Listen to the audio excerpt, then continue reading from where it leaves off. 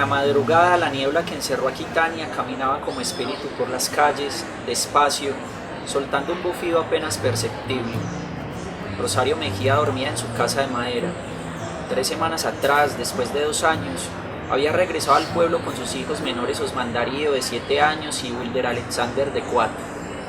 Su casa estaba invadida por el rastrojo, las tablas podridas y el techo como un colador.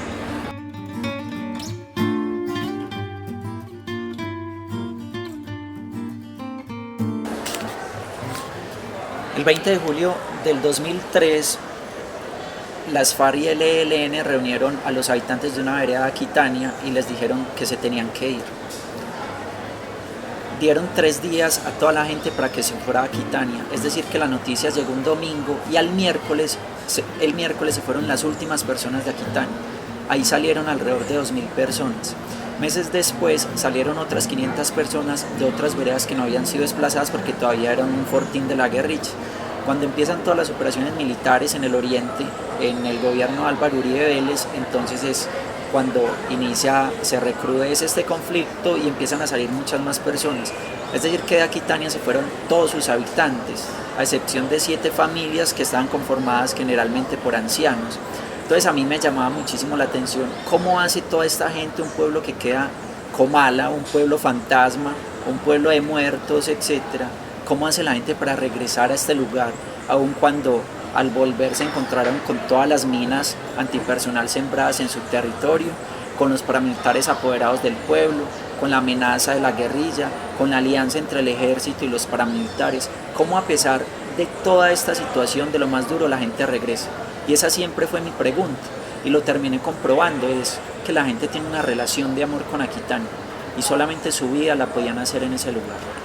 Kapuczynski siempre hablaba de 2 tipos de periodistas. Uno, el periodista que va como turista, que duerme en los hoteles, que come la comida de los hoteles o de restaurantes, y el otro periodista que se termina metiendo con la gente, que termina durmiendo en los mismos lugares de las mismas comunidades, y eso era lo que yo quería hacer, porque cuando en periodismo se quiere contar una buena historia y más una historia de largo aliento, no se logra con una sola entrevista ni con una sola visita.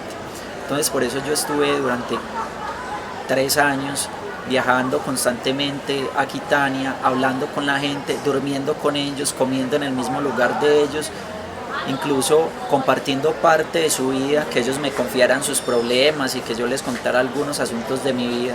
Solamente cuando ellos sintieron confianza en mí, me sintieron como un igual a ellos, es que muchos se terminaron abriendo y me terminaron contando incluso historias que no le habían contado a otra persona por pena, por pudor, etc.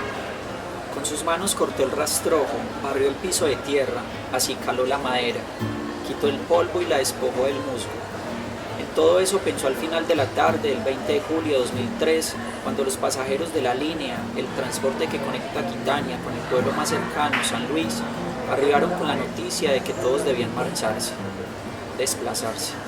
En mi caso fue demasiado inspirador leer a Svetlana Alexievich, y más que ella haya ganado el Premio Nobel de Literatura, porque ella siempre hablaba de la historia de los sentimientos, no la historia de las batallas, no la historia de los guerreros, no la historia de las guerras, sino la historia de las personas en la guerra, ¿cierto? Y todo lo que pasaba por su mente y todo lo que sentían, no relacionado con la guerra, sino con su forma de vida, con lo que extrañaban, con las personas de las que se enamoraban. Y leer a Svetlana fue demasiado iluminador, porque eso lo que me terminó mostrando, a pesar de que otros periodistas en nuestro entorno ya lo hacían, es que basta de seguir contando la historia de las batallas, los combates y las operaciones militares, sino que hay que contar un poco más de cómo hace la gente para sobrevivir en un contexto de estos. Entonces eso fue lo que intenté, y igual esto se termina mostrando un poco en el libro, ¿cierto? La historia de los sueños, historias de amor de la gente en medio de la guerra, la obstinación de la gente por regresar a su pueblo o a su vereda porque es el lugar en el cual pueden hacer su vida, ¿cierto?